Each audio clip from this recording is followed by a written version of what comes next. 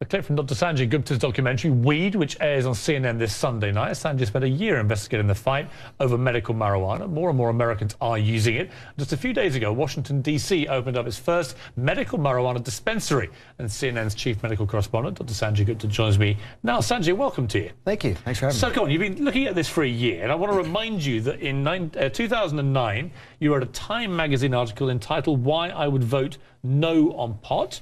You've changed your mind. I have, and as part of my thinking recently, I've apologized for some of the earlier reporting because I think we've been terribly and systematically misled in this country for some time, and I did part of that misleading. If you look at all the papers that are written in the United States about marijuana, the vast majority of them are about the harm.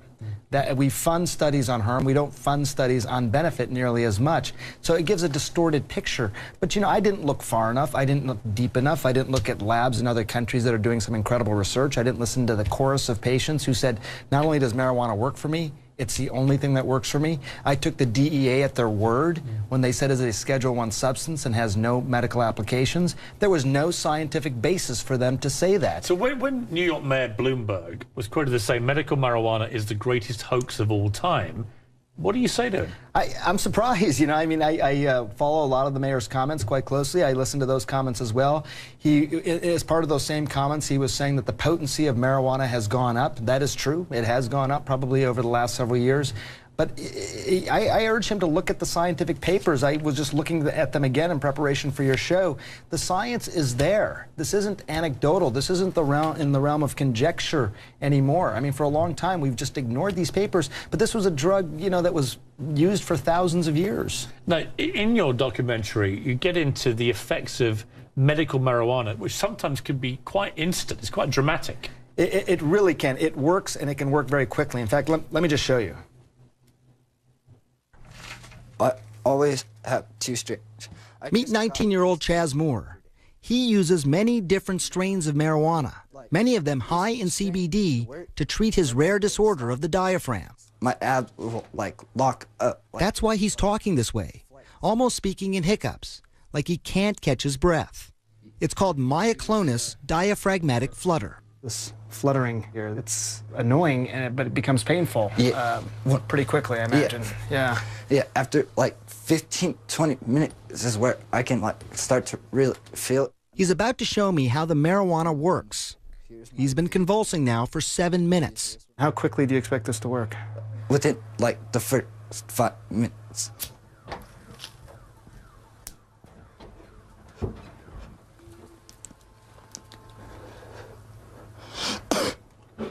And I'm done. That's it? That's it. It was actually less than a minute. Depending on the attack in the day. I mean, that is pretty extraordinary. He was on so many different meds, Piers. It was a table full of meds that doctors had prescribed for him for this condition, including OxyContin, Valium. Any of those medications in too high a dose could have been really problematic, and they didn't work. I mean, look, the proof is becoming increasingly clear, I think, if you look for it. Let's take a short break. When we come back, we're going to make things a bit lively, Sanjay. We're going to bring in Howard Samuels, the CEO of the Hills Treatment. Now, you and he have clashed horns before. We're going to do it again after the break because he does not agree with you, and he's going to be quite forceful about it. Let's get to that after the break. The medical marijuana controversy rages on in America. Should it be legal or not? Let's debate it. Back with us now is Dr. Sanjay Gupta. Also joining us is Howard Samuels, who's a former addict turned founder of the Hills Treatment Center for Drug and Alcohol Rehabilitation. Howard Samuels, we've spoken before about this. You feel very strongly from your own experiences as a personal addict and treating other addicts that it's a real gateway drug, marijuana, and we should not be encouraging it to be legalized. Well, absolutely. I mean, I think that the doctor has a very good point that for medical purposes, marijuana can be very, very useful. But you have to understand, the vast majority of people that use weed use it to get loaded. They use it to get high. And look, I'm not here to say that it's, worse than alcohol. Of course it's not worse than alcohol. But why in the world would we legalize another drug so our nation's youth have another substance to abuse and medicate their feelings with? And this is, to me, the issue. we don't want to go from one extreme, reefer madness, which we know is a total exaggeration, but we don't want to go to the other extreme where we legalize this drug and endanger so many of our young people. Okay, we want to find a healthy balance. Okay, let me throw that point to Sanjay. It's a point well made, quite reasoned. Sanjay. Well, I mean, look, it can be difficult to sort of stratify the legitimate patients who have use for cannabis not only as a medication, but as the only medication for their suffering. And as the doctor says, people who just want to get loaded or get high. That's true. But if it's no more harmful than alcohol or tobacco, why shouldn't it be legalized? Isn't there an inconsistency in government policy? I think so. And let me take it a step further than that. I think it's irresponsible of the medical community not to offer this as an alternative. 2 points. First of all, these other medications that we talk about for pain, for example, morphine, Dilaudid, OxyContin, Vicodin, you name it. Every 19 minutes in this country, Piers, in the United States, someone dies of an accidental prescription drug overdose. This is no joke. Every 19 minutes. As we investigated this, I couldn't find one documented case of someone dying of a marijuana overdose. We also know that for some situations like neuropathic pain, which is that lancinating, terrible pain people can get in their limbs or extremities, sometimes marijuana is the only thing that can actually work. I've known someone with cancer who used it, and it had huge beneficial effects. I mean, my point to you, Howard Samuels, is this, is that I'm going to make a shocking revelation here. I've tried cannabis when I was a younger lad, and I've also had to have Vicodin when I broke some ribs falling off, embarrassingly, a Segway in Santa Monica. And I can tell you that it was the Vicodin, which I was prescribed by my doctor, which gave me a massively higher high than the cannabis ever did. I couldn't see the logic between making the Vicodin a legally prescribed drug and making cannabis this demonized drug. Explain to me the difference. Well, I have to agree with you. I mean, I have no disagreement with that. I mean, I don't have an issue with marijuana being used for certain pain things. I mean, of course it's safer than Vicodin. I mean, I've had patients die off Vicodin. I've never had anybody die off marijuana, but I have had people come to me, hundreds of people that I've had to treat that have addiction to marijuana, that have serious emotional side effects as a result of that. So I think the issue here is, you know, being able to decriminalize marijuana without question, but not making it legal. But let me ask you this then. Let me ask you this then. Okay, I think that it's safe. Okay, because it's not. Right. I think you're slightly softening your position though from when I last spoke to you, because unless I'm wrong, the logical extension of your argument is that we should be banning all sorts of prescription drugs, probably alcohol as well, and tobacco. They should all be banned as well as cannabis, because that's the logical way of looking at your argument.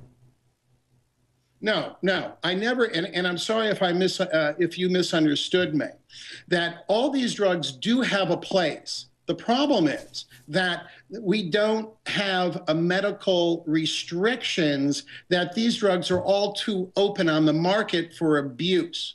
Okay, marijuana needs to be a controlled substance, not legalized where we have commercials and we're sort of, you know, the corporations are talking about which drug to get loaded on, you know, marijuana this, marijuana that. Okay, that's what I'm talking about. Okay, let me get to Sanjay. We have to come up with a different concept. Okay, other than legalized or not. Let me go back to Sanjay. Let me ask you, Sanjay. I've made my stunning confession. I tried a bit of cannabis when I was younger. Have you tried it?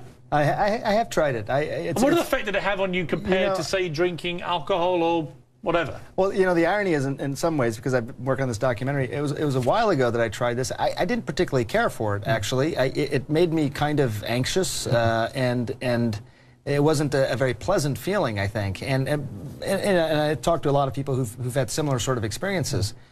But from a medicinal standpoint, this idea that it can provide something that isn't already provided, I think the doctor, you know, he's sort of saying you're going to see ads for it, making it sound like it's some over-the-counter drug that everyone can buy.